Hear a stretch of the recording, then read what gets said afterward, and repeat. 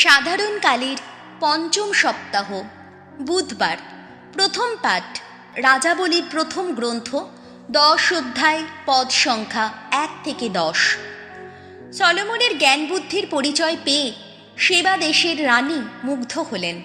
ভগবানের নাম মাহাত্ম্যে সলোমন যে খ্যাতি অর্জন করেছিলেন তা একসময় সেবা দেশের রানীর কানে গেল।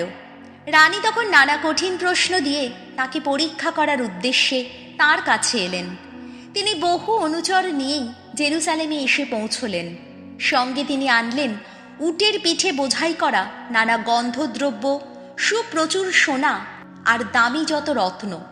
সলোমনের কাছে এসে তিনি তার মনের সমস্ত কথা খুলে বললেন।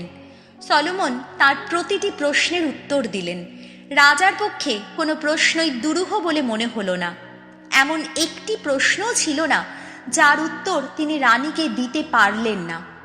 সেবাদেশের রানী যখন সলোমনের গভীর প্রজ্ঞার পরিচয় পেলেন, তিনি যখন তার তৈরি প্রাসাদটি দেখলেন তার টেবিলে পরিবেশিত যত খাবার, তার কর্মচারীদের বসার বন্দোবস্ত, তার লোকজনদের পরিচর্যা ও পোশাক পরিচ্ছদের এবং তার সুরা বর্দারদের পরিবেশন রীতি, যখন তিনি দেখলেন ভগবানের মন্দিরে রাজা কি কি পূর্ণাহুতি দিয়ে থাকেন, তখন বিস্ময়ে তার দম বন্ধ হয়ে আসার দশা হলো। তিনি তখন রাজাকে বললেন, তাহলে আপনার কাজকর্ম ও আপনার প্রজ্ঞার সম্বন্ধে আমি নিজের দেশের লোকদের যা বলতে শুনেছিলাম তা দেখছি সত্যি।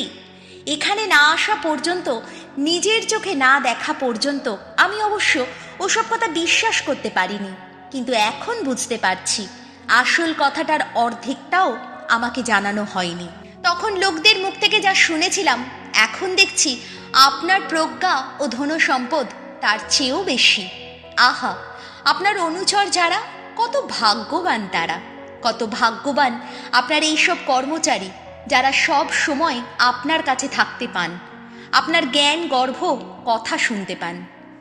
ধন্য ধন্য আপনার ঈশ্বর ভগবান, যিনি অনুগ্রহ করে ইসরায়েল জাতির সিংহাসনে আপনাকে বসিয়েছেন। আসলে ভগবান ইসরায়েলের সঙ্গে চিরস্থায়ী ভালোবাসার বন্ধনে আবদ্ধ বলেই তো আপনাকে তিনি দেশের রাজা করেছেন। তিনি চেয়েছেন আপনার কাজে আপনি ন্যায় নীতি ও ধর্মনীতির প্রতিষ্ঠা ঘটাবেন।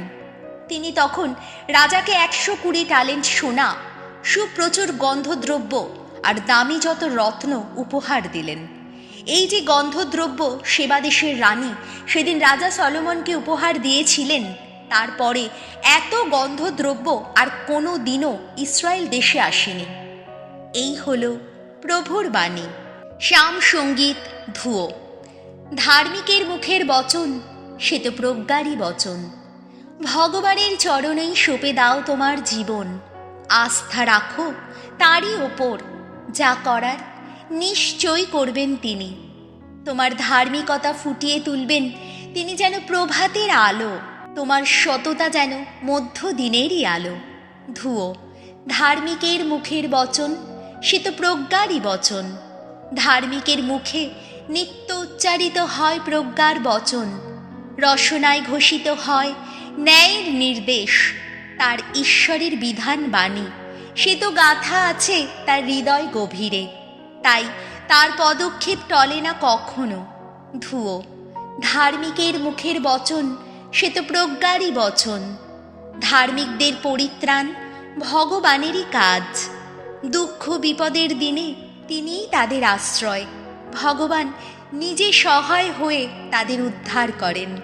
দুর্জনদের হাত থেকে উদ্ধার করেন, তাদের পরিত্রাণ করেন। তারা যে তারই নিয়েছে শরণ। ধুয়ো। ধার্মিকের মুখের বচন সে তো প্রজ্ঞারই বচন। বাণী বন্দনা। জয় জয় প্রভুর জয়। প্রভু, তোমার বাণী সত্য স্বরূপ, সেই সত্যের গুণে আমাকে পবিত্র করে তোলো। জয় জয় প্রভুর জয়। মার্ক রচিত মঙ্গল সমাচার, 7 অধ্যায়, পদ সংখ্যা 14 থেকে 15 এবং 17 থেকে 23। প্রকৃত অসুচিতার উৎস। একদিন যিশু উপস্থিত সকলকে কাছে ডেকে বললেন, আমি যা বলছি তোমরা সবাই তা শোনো আর বুঝে নাও।